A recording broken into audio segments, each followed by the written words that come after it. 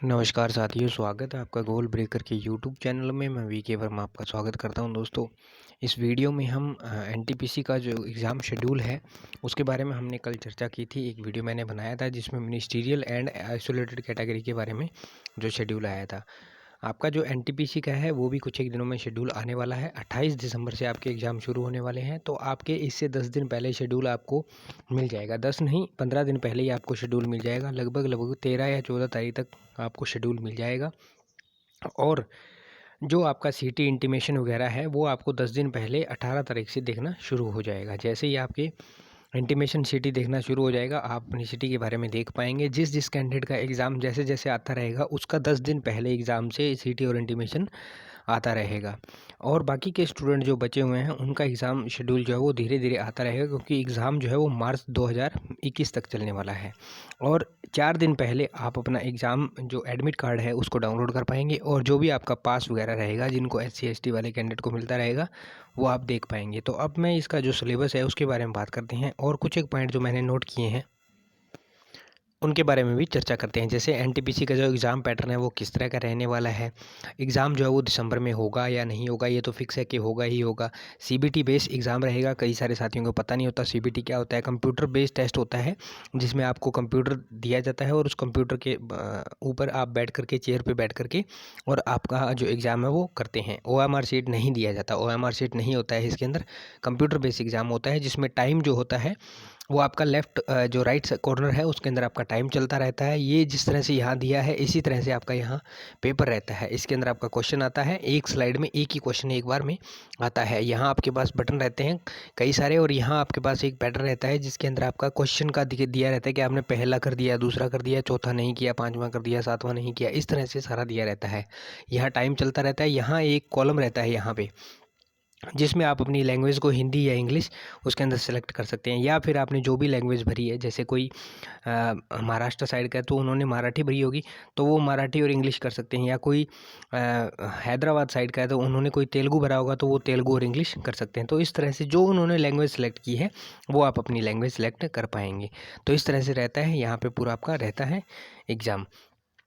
और 3-4 बटन यहाँ पे रहते हैं जिनके अंदर आपका निशान रहता है कि आपने जो एग्ज़ाम है वो क्वेश्चन है, जो पर्टिकुलर क्वेश्चन है उसके लिए यहाँ 4 बटन रहते हैं, जिसके अंदर एक ग्रीन रहता है, एक येलो रहता है, एक रेड रहता है। इस तरह से करके रहता है। जब आप ये अपना डाउनलोड करेंगे तो एडमिट कार्ड, उससे आपको साथ में ना डेमो मॉक टेस्ट दिया जाएगा, तो उसमें आप ये सारा कुछ देख पाएंगे। ठीक है, जब एग्ज़ाम देंगे तो उससे 4 दिन पहले।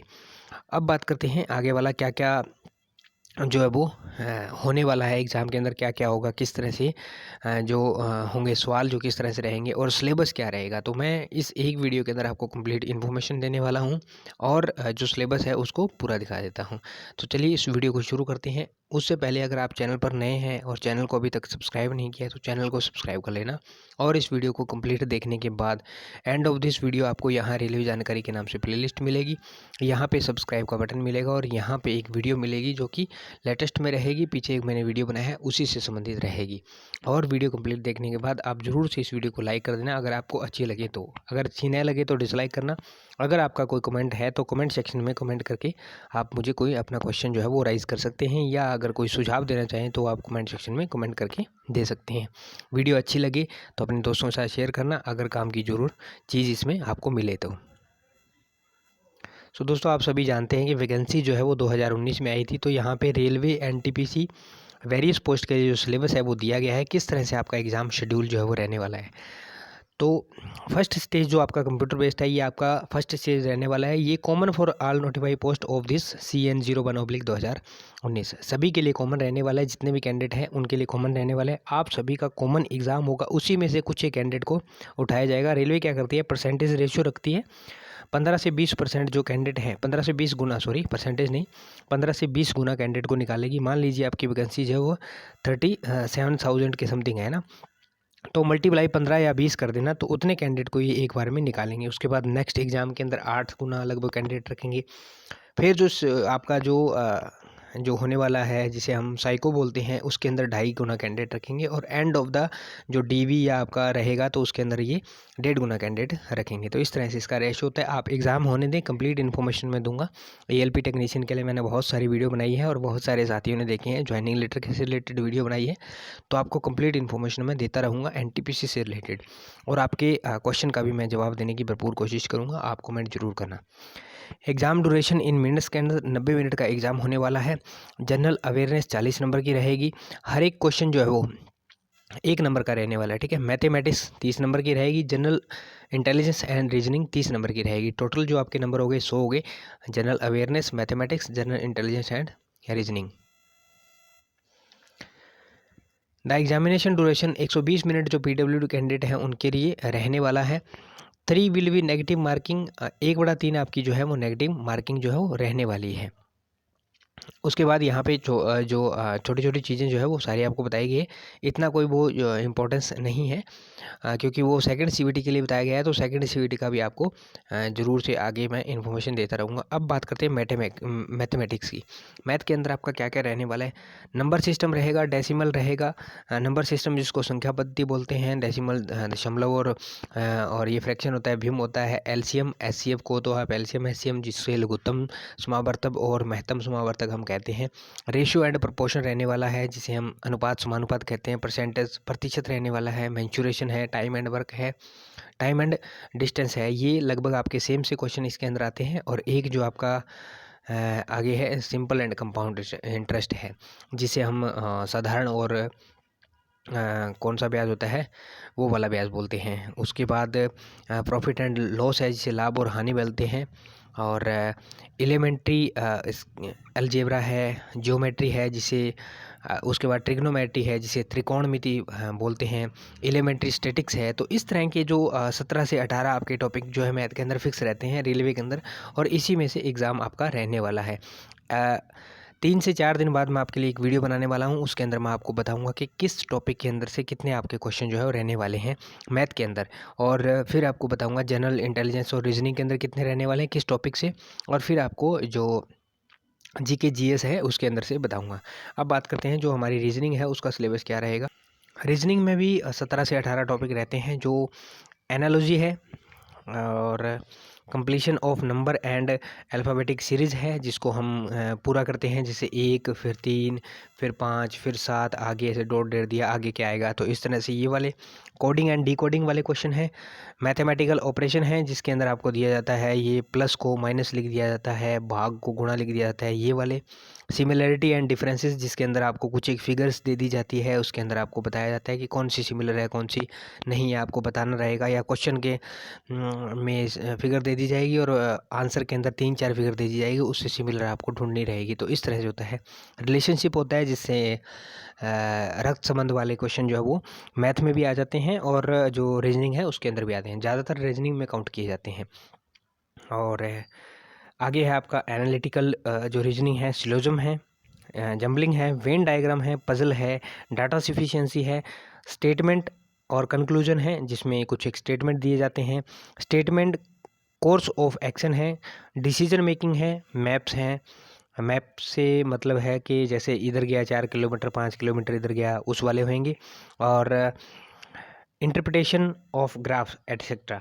तो ये 17 से 18 टॉपिक है जो रेलवे फिक्स रखता है, और यही टॉपिक अगर आप देखेंगे तो junior engineer, railway junior engineer में यही टॉपिक आप देखेंगे तो रेलवे ALP टेक्नीशियन के अंदर यही आए थे। तो ये टॉपिक सेम रहने वाले हैं, लेकिन रेशियो ऑफ क्वेश्चन जो है वो इंक्रीज डिक्रीज होता रहता है रेलवे का, यही होता है। और जो आपको दिया गया है सिलेबस उसी के अंदर आपके क्वेश्चन रहेंगे, इससे बाहर कुछ नहीं आएगा। इसकी श्योरिटी मैं आपको देता हूँ, क्योंकि पिछले 2 साल से मैं इस एग्ज़ाम से जुड़ा हूँ।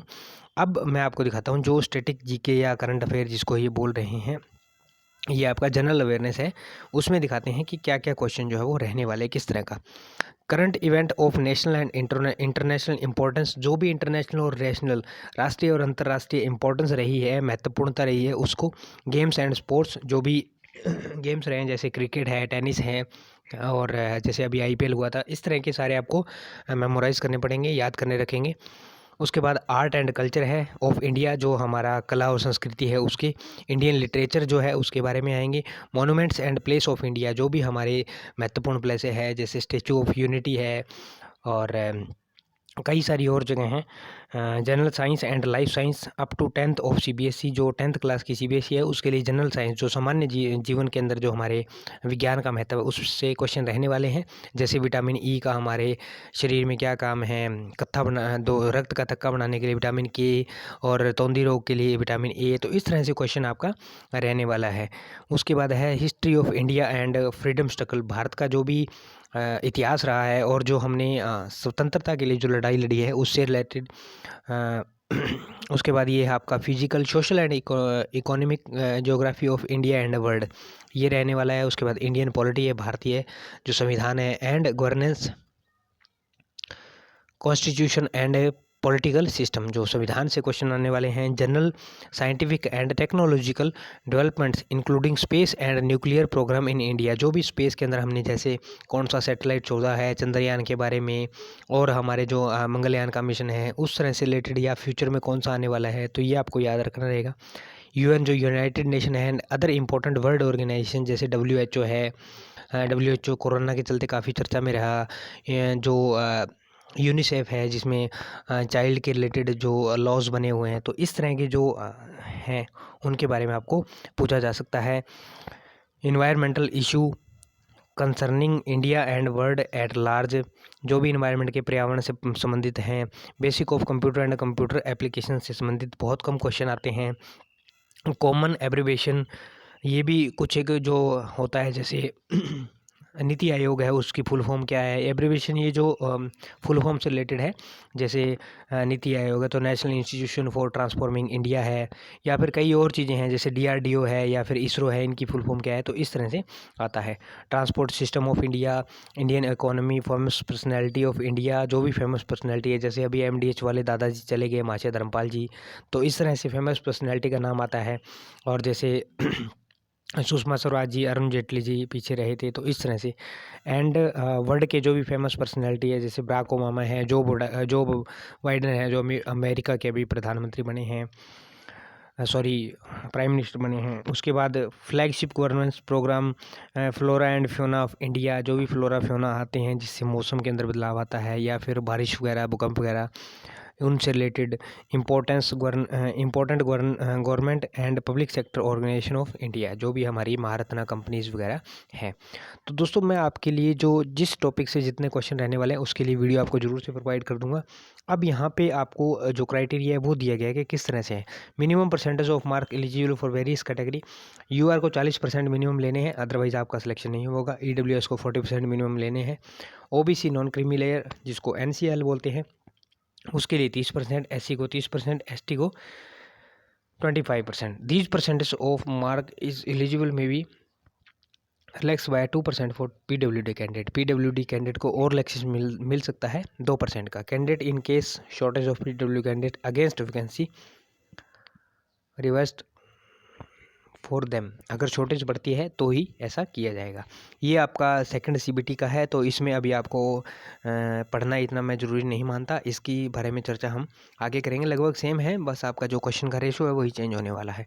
तो दोस्तों उम्मीद करता हूँ आपको अच्छा लगा होगा वीडियो, और वीडियो अगर आपको इन्फॉर्मेशन देने वाला है तो वीडियो को लाइक ज़रूर से करना, और चैनल पर अगर आप नए आए तो सब्सक्राइब से करना।